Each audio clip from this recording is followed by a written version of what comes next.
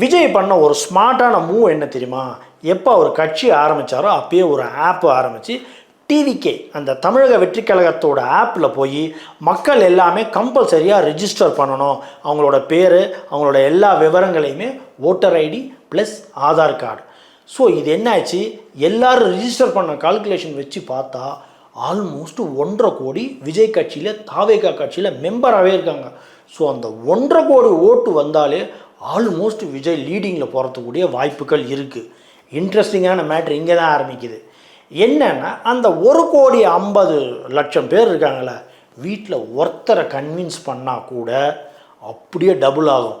ஒருவேளை வீட்டில் ஒருத்தரை கன்வின்ஸ் பண்ண முடியல, ஆஃப் எடுத்தால் கூட 75 லட்சம் அப்படியே டபுள் ஆச்சுனாலே ஆல்மோஸ்ட் 2.5 கோடி ஓட்டு வருது விஜய்க்கு.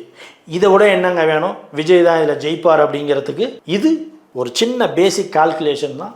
விஜய் ஜெயிக்கிறதுக்கூடிய அனைத்து அம்சங்களுமே இருக்குன்னு ஆல்மோஸ்ட் எல்லா நியூஸ் சேனலுமே காசை வாங்கிட்டு ஏடிஎம்கேவும் டிஎம்கேவும் தான் ஆல்மோஸ்ட் ரேஸில் இருக்கிற மாதிரியும், தாவேகாவை காமிக்கும்போது ரொம்ப 0 லெவலில் ரொம்ப மட்டமாகவும் காமிக்கிறாங்க. இதுதான் தமிழக ஊடகத்தினுடைய பத்திரிகை தர்மம்.